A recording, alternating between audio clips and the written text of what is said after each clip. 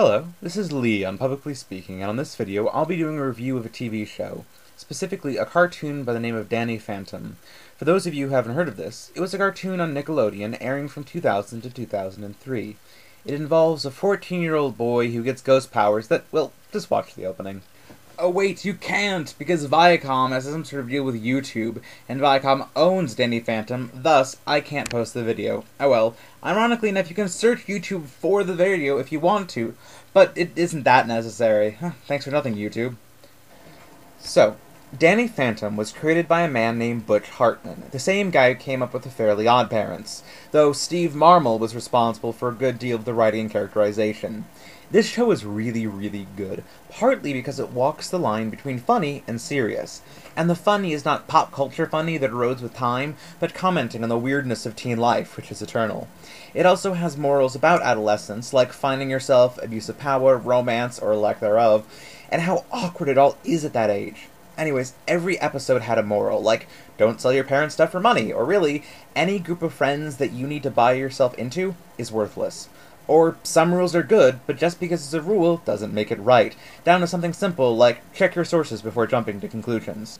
Up through the second season, Danny grew up and matured in a very real way, trying to find himself while fighting off malignant ghosts, and keeping his identity as Danny Phantom separate from himself as Daniel Fenton, as his parents are professional ghost hunters and talk about how they would like to catch Phantom and dissect him, or at the very least rip him apart molecule by molecule.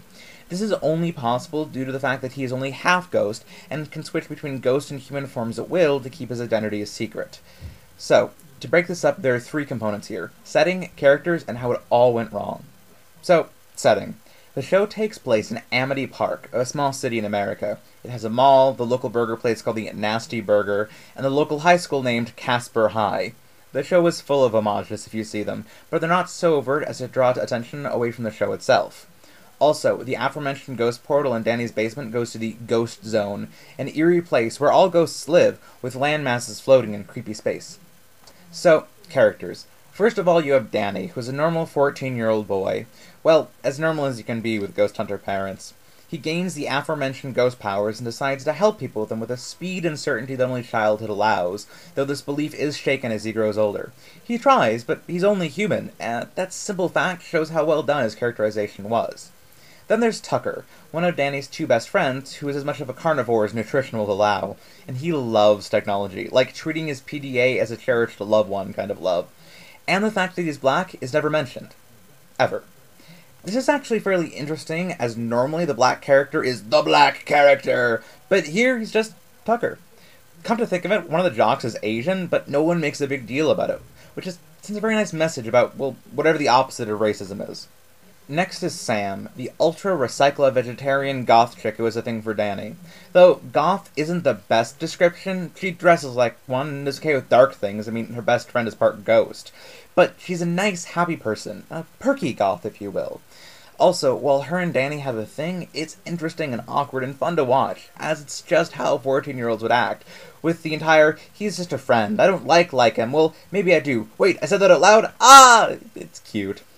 Then there's his mom and dad, who hunt ghosts, his father being enthusiastic but a klutz, with moments of brilliance, and his mother, who is generally more competent but without the dad's insane genius. And Danny's older sister, whose name is Jazz and is 2 years older, as in his rush to be an adult, mature, with a psychological bent, but she cares a lot for Danny's well-being.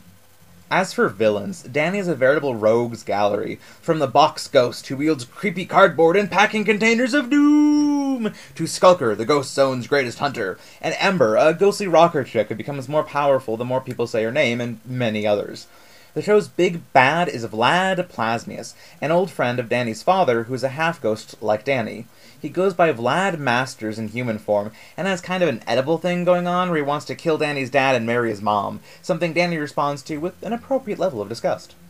Danny Phantom is a colorful cast of characters, all well thought out, and is generally a good show, and if you have kids in the 10 to 16 age range, or you yourself can remember what it was like to be that age, you'll probably enjoy the show. So, this seems like a generally good series. Why isn't it still on? I mean, SpongeBob has been on for 7 years, and it hasn't been good since Season 3. Well, it all has to do with a choice where Season 3 was going to go. You see, at the end of Season 2, there were two made-for-TV movies, introducing an evil Danny from the future and the evil king of all ghosts, respectively. Steve Marmol, the executive producer and head writer, wanted to take the show in a darker direction, having Danny grow up just as a real actor would, with the show delving into more complex and adult themes as its viewers themselves grew up, kinda like Harry Potter. But Hartman, who owned the production company that made the series, disagreed, as keeping the protagonists the same age worked wonders for Hartman's other show, The Fairly Odd Parents. However, the problem with this is that The Fairly Odd Parents was a situational comedy, as in every episode, and the protagonist, 10-year-old Timmy Turner, made a different wish that his fairy godparents would grant, and then they dealt with the consequences, then immediately went back to the way he was, no better than before. Because of this, the character never grew, and it became the kind of show where you could watch episodes as you wanted, because you'd never really miss anything important. However, because Danny Phantom was character-driven instead of situational, the characters needed to grow and mature, or else the show would stagnate. Unfortunately, Hartman had the last say, and Mr. Marmol left the show's crew, causing it to go into a tailspin of mediocrity and bad writing in Season 3. The third season was completely freaking horrible. In one episode alone, they gave Danny the beginnings of an ice power, a group of ghosts that revered him as a hero, the concept that portals from the ghost zone open up in the real world all the time, and that these portals can lead to a different time, introducing the concept of natural time travel. There was a time travel ghost named Clockwork, but he was really stingy with his powers, and only showed up in one of the movies. Oh, and also an artifact that could take you anywhere, anytime you wanted to go, if you just asked. These concepts could have provided the basis from anywhere between 4 to 8 good episodes, and at least one movie.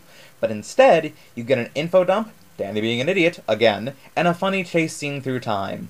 In a later episode, you're told that two of Danny's enemies are now in a relationship, with no explanation how or why. Another idea wasted. Almost every episode has Danny gaining, then losing something that would be a total game changer in a better series. For instance, there's this ghost that can control the weather that zaps Danny, causing Danny to be able to control the weather as it responds to his emotions. Do we get an episode where Danny is forced to learn to try to control his emotions, something with which he's had trouble throughout the series? Nope. We have Vlad Masters, who is now the governor of Amity Park due to a prank war between the two gone wrong, giving him no excuse not to be in every single episode, ruining his value as a plot device, and degrading him from a menace to a running gag. Right. So you have Vlad having to submit to Danny's every whim to keep Dan happy. Is there any backlash from this? Nope. And finally, Danny defeats the Weather Ghost not by controlling his emotions or fighting better, but by wearing a helmet that changes his moods, causing Danny to control the weather instead, diminishing the Weather Ghost's powers before losing said powers at the end of the episode. No moral, no development, just, hey, new power, use it for a couple of lulls, then once in a battle, and it's gone. I got the impression the remaining writers took the ideas that Steve Marmol had, but without an older, maturing Danny to use them on, had no idea how to execute them, so these possibly good, deep plots were wasted in oh ha ha ha, that's funny moments instead of, I don't know, good stories with actual character development? So, the third season blew hardcore, getting cancelled mid-season, and everything getting wrapped up by a made-for-TV movie called Phantom Planet, which was okay, but ended everything a little too nicely. It tried to wrap up all of the loose ends in a nice little bow where Danny is the hero of Earth with a life goes on ending, which was honestly the best they could have gone with, but still, the show had so much freaking potential that was totally pissed away in an effort to make the show last forever, causing its immediate collapse, ironically. Without the lead writer and the characterization he brought to the show, it became a directionless, cliched bunch of mediocre writing, which lost ratings and caused its own demise. Okay, just to touch on those darker topics I mentioned before, and this is just speculation, but it's kinda laughed off that Danny's parents want to capture him and do horrible things to him because they see ghosts as not human, and thus morals don't apply to them. And as a child, it gets ignored, but as time goes on, this would have to cause at least some psychological problems, especially if his parents caught him not realizing it was their son they were repeatedly tearing apart, as ghost healing quickly closes up and heals even fatal wounds with ectoplasm, causing anyone that dissects a ghost to not need to be careful. Furthermore, with Danny being part ghost, how would this affect some of the more physical aspects of a romantic relationship with Sam? How is college going to work? What happens the first time Tucker has a run-in with racism? What happens when the guys in white, the anti-ghost government agency, stops being bumbling fools and acts like an actual governmental organization for once? What if a new female ghost takes an interest in Danny, not to use him for her own ends, but to be actually interested in him? And finally, when his parents find out who Danny really is, will they see Danny Phantom as their son?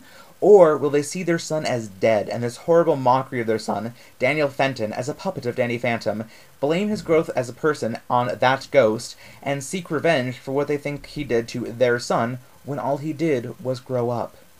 These questions will never be answered, but oh well, I guess that's what fanfiction is for. Anyways, Danny Phantom is a great series, and you should totally watch it, despite the decay at the end. It's all available on Netflix streaming, and this definitely gets my stamp of approval. I really need a stamp of approval. This has been my review of Danny Phantom, and this is Lee, publicly speaking, and signing off.